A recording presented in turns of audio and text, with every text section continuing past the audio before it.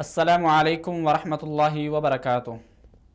الحمدللہ رب العالمین والصلاة والسلام علی اشرف الانبیاء والمرسلین نبینا محمد وعلی آلہ واصحابہ اجمعین، اما بعد۔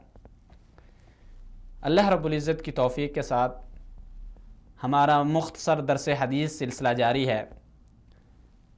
آج کے اس درس میں ہم جو حدیث بیان کرنا چاہتے ہیں وہ صحیح بخاری اور مسلم میں ہے، اور بیان کرنے والے حضرت ابو ہریرہ رضی اللہ عنہ ہیں۔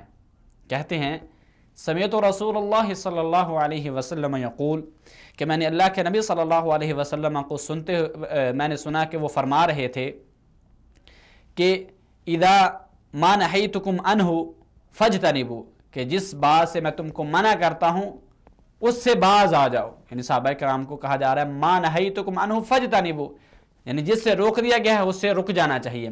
وما امرتکم بہ فأتوا منہ ما استطعتم، اور جس کا حکم دیا جاتا ہے تو اس کام کو جتنی طاقت ہو کرنا چاہیے۔ پھر فرمایا فإنما أهلك من كان قبلكم كثرة سؤالهم، فرمایا کہ تم سے پہلے جو امتیں گزر چکی ہیں ان میں دو چیزوں نے ان لوگوں کو ہلاک کر دیا تھا، ایک کثرت سوالہم، بہت زیادہ سوال کرنا، دوسرا واختلافہم علی انبیائہم، اور ان کا اپنے انبیاء پر اختلاف کرنا، ان کی جو ہے خلاف ورزی کرنا۔ اس حدیث کا مطلب یہ ہے کہ اللہ کے نبی صلی اللہ علیہ وسلم فرما رہے ہیں کہ جب کسی چیز سے شریعت میں روک دیا جاتا ہے تو ایک مسلمان کا حق یہ ہے کہ اسے باز آ جائے۔ مثلا کہا گیا ہے کہ لا تقربوا الزنا، زنا کے قریب نہ جاؤ، شراب نہ پیو، جو خنزیر کا گوشت نہ کھاؤ، تو اس سے رک جانا چاہیے۔ پھر فرمایا کہ جس کا حکم دیا گیا ہے، جس کا آرڈر دیا گیا اس کو جتنی طاقت ہو کرنا چاہیے۔ یعنی فرمایا گیا اقیموا الصلاۃ وآتوا الزکاۃ، نماز قائم کرو، زکوٰۃ دو، تو کرنا ہے جتنی تمہارے اندر طاقت ہے۔ مثلا اگر انسان بیمار ہے، کھڑا ہو کے نماز نہیں پڑھ سکتا، بیٹھ کے، اگر بیٹھ کے نہیں پڑھ سکتا تو لیٹ کے، یعنی کہ جتنی طاقت ہے اللہ سے ڈرنا چاہیے۔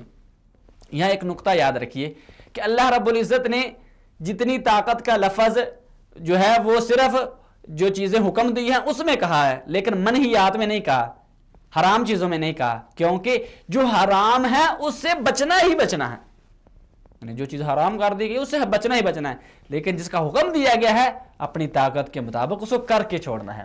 لا یکلف اللہ نفسا الا وسعها، کہ اللہ رب العزت ہر انسان کو اس کی طاقت کے مطابق، اس کے برداشت کے مطابق اس پر بوجھ ڈالتے ہیں۔ پھر فرمایا تم سے پہلے جو امتیں تھیں ان کو دو چیزوں نے ہلاک کر دیا، ایک بے جا سوال کر لینا جن کا کوئی فائدہ ہی نہیں، یعنی ایسے سوال کیے جائیں کہ جس کا کوئی کسی کو فائدہ نہیں، پھر انہی سوال کی وجہ سے وہ چیزیں حرام کر دی گئی۔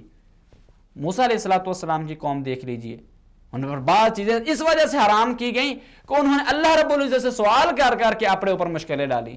جس طرح جب ان کو پہلے سپارے میں جو واقعہ موجود ہے، جب ان سے کہا گیا کہ تم گائے کو ذبح کرو، پھر انہوں نے کہا وہ کیسی ہو، اس کا رنگ کیسا ہو، پھر آخر میں کہتے ہیں قالوا الآن جئت بالحق، اب حق کو لے کے آیا۔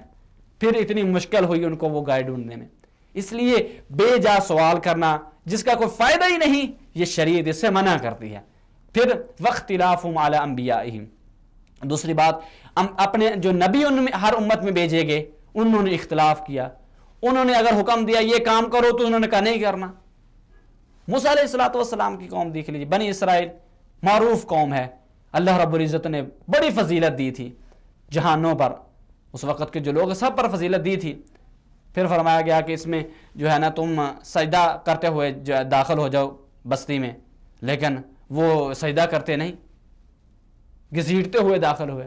پھر فرمایا گیا وقولوا حطہ، ہر طرح جو چیز اللہ رب العزت نے کہا کہ یہ کام کرو انہوں نے الٹا کیا، یعنی اختلاف کیا اپنے انبیاء پر، پھر وہی نتیجہ بھی ان کو بھگتنا پڑا، اللہ رب العزت نے آسمان سے عذاب نازل کر دیا۔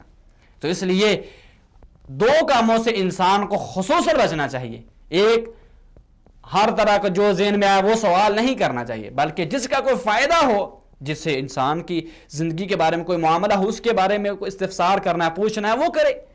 پھر جو انبیاء جو ہمیں پیغامات دے کے گئے ہیں، جو باتیں بتا کے گئے ہیں، ہمیں بے جا اپنی عقل کو دخل اس میں نہیں دینا چاہیے. اللہ رب العزت سے دعا ہے اللہ رب العزت ہم سب کو احادیث کو سن کر اس پر عمل کرنے کی بھی اللہ رب العزت ہم سب کو توفیق عنایت فرمائے. وما علی الا البلاغ المبین. السلام علیکم ورحمۃ اللہ وبرکاتہ.